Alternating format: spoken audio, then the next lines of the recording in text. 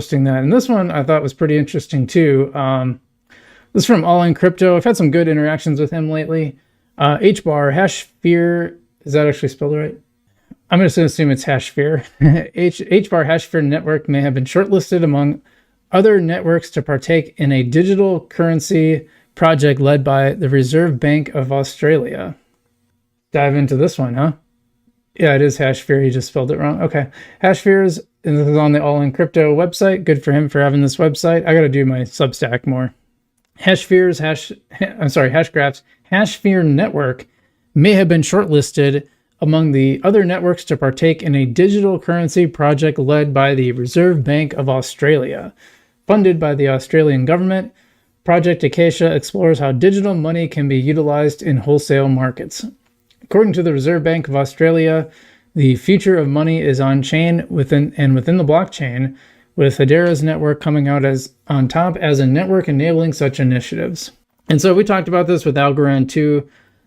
A lot of different banks have been looking at chains like Algorand and Hedera, XRP, and kind of testing them out. Which one's going to be the leader? Which one's going to work the best?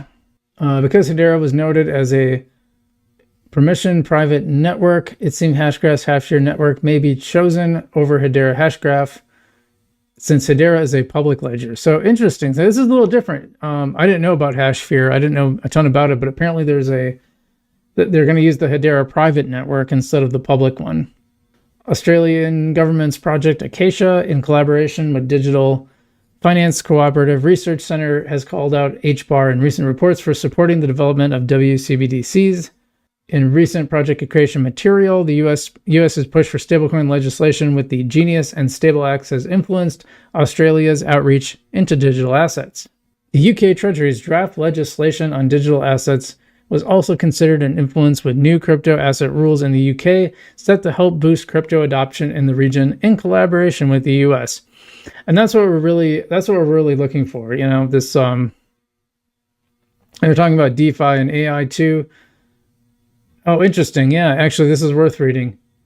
But I was talking about it. Regulatory clarity is super important, and not just like signaling that it's coming, but actually putting rules on the books. Like, this is what you can do, this is what you can't. That's what institutions want, because they're just not going to take that risk for no reason.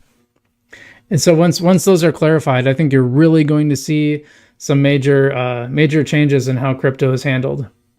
Let's see. In recent weeks, Hedera has rebranded and renamed certain organizations within the HBAR ecosystem. With the rebrand comes a refined focus on enhancing and expanding decentralized finance on Hedera, alongside introducing new AI capabilities and continued enterprise outreach. Recent DeFi tools such as the Hedera Smart Contract Builder by Kabila and the Hedera AI Studio aim to streamline development on Hedera, making it easier for newcomers and non-HBAR devs to create dApps in the ecosystem. So Hedera is really going all in on AI. And I know Algorand's starting to signal that too. Probably for good reason. Maybe Algorand's a little too late, but maybe not.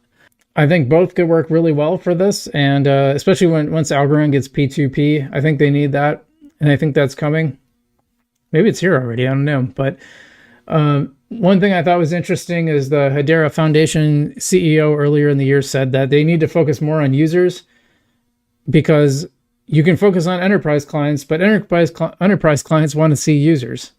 It's a really important metric for them. So you kind of have to focus on retail at the end. Even if you're focused on enterprise, you still have to focus on retail.